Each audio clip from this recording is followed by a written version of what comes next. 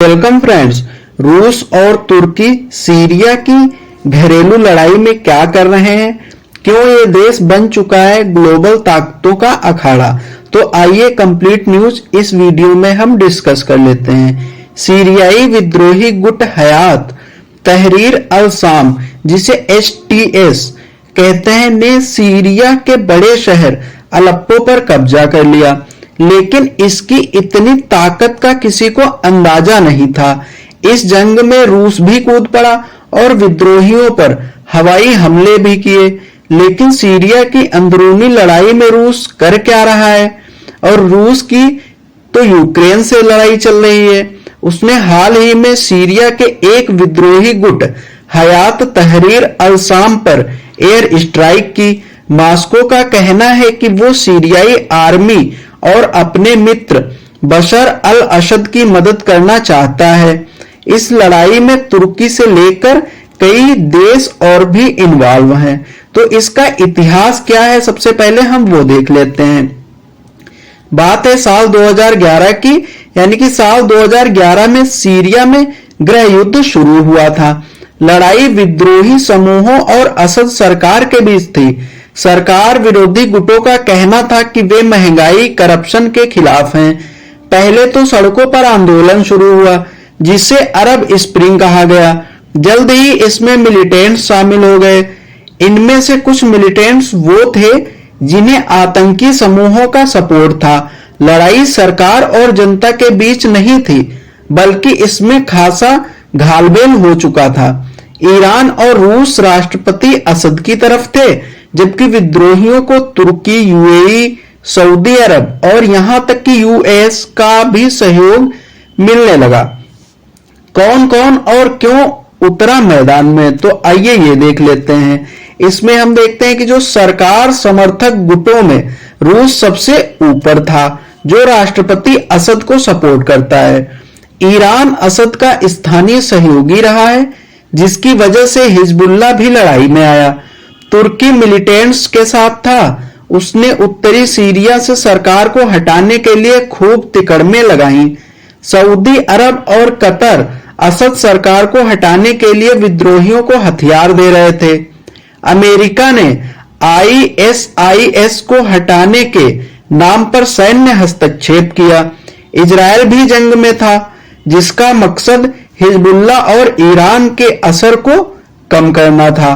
तो उसके बाद हम देख लेते हैं इसमें किस देश को कितना नफा और कितना नुकसान रहा। रूस से लेकर ईरान और तुर्की से लेकर अमेरिका तक सबकी अपनी अपनी जरूरतें थी, जिससे वे इस या उस पार खड़े थे। हालांकि इससे हुआ यह कि सीरिया ग्लोबल ताकतों के लिए जोर आजमाइश का मैदान बन गया। कई सालों बाद शांति आई तो, लेकिन मिलिटेंट्स अब भी जमीन पर एक्टिव थे। उन्हें विदेशी साथ भी मिल रहा था, जैसे तुर्की उनका सहयोगी है, जो चाहता है कि इस देश में उसका राजनीतिक असर बढ़े ताकि ईरान या बाकी देश कमजोर हो सकें। उसके बाद अब अचानक इस टाइम क्या हुआ है, तो वो देख लेते हैं। अचानक क्या हुआ, सीरिया में लगभग 15 साल पहले शुरू हुई जंग काफी धीमी पड़ गई, लेकिन अंदर अंदर खदबदाहट बनी रही। इसी शनिवार को चरमपंथी समूह हयात तहरीर अल शाम ने अलेप्पो शहर पर हमला कर दिया। यह शहर सीरियाई वार के समय से मुसीबत लाता रहा। साल 2016 में रूस की मदद से असद सरकार इस पर दोबारा कब्जा कर सकी, लेकिन अब एक बार फिर यहां विद्रोह दिख रहा है। चारों तरफ से हजारों मिलिटेंट्स आए और सरकारी संसाधनों पर कब्जा शुरू कर दिया। रूस बड़ा मददगार। इसमें देख लेते हैं कि विद्रोह को दबाने के लिए रूस की तरफ से कई हवाई हमले किए गए। इनका निशाना आतंकियों के ठिकाने और हथियार रखने की जगहें थी। बता दें कि रूस ने सीरिया में अपने हजारों सैनिक तैनात कर रखे हैं। साल 2022 में रूस के विदेश मंत्रालय ने दावा किया कि वे उसने सीरिया को 5,500 टन खाद्य सप्लाई भी भेजी, यानी वो मानवीय सहायता भी कर रहा है। मॉस्को को इससे क्या मिल रहा है, ये भी देख लेते हैं।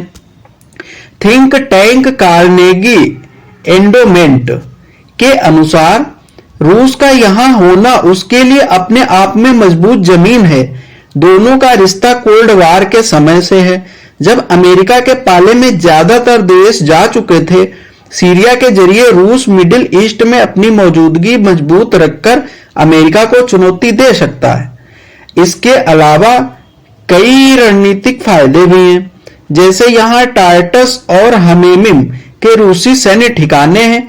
इनके जरिए मॉस्को भूमध्य सागर में अपनी उपस्थिति बनाए रख सकता है। इसके बाद हम देख लेते हैं कि तुर्की के क्या फायदे हैं। तुर्की सीरिया की घरेलू तनातनी में तुर्की भी बीच में रहा। हालांकि यह सरकार के खिलाफ विद्रोहियों की मदद करता है। इसके कई धार्मिक और राजनीतिक कारण हैं। तुर्की एक सुन्नी बहुल देश है, जबकि असद सरकार अलावा समुदाय से संबंधित है, जो कि शियाओं में है। तुर्की अपनी धार्मिक सोच के मुताबिक मिलिटेंट्स की मदद करता रहा। तुर्की के लिए सीरियाई मुद्दा अपनी शांति से भी जुड़ा है। तो ये थी फ्रेंड्स आज की कंप्लीट डिटेल्स। तो फ्रेंड्स अगर यह वीडियो आपको पसंद आया हो, हेल्पफुल लगा हो, तो फ्रेंड्स चैनल को सब्सक्राइब करना बिल्कुल भी ना भूलें।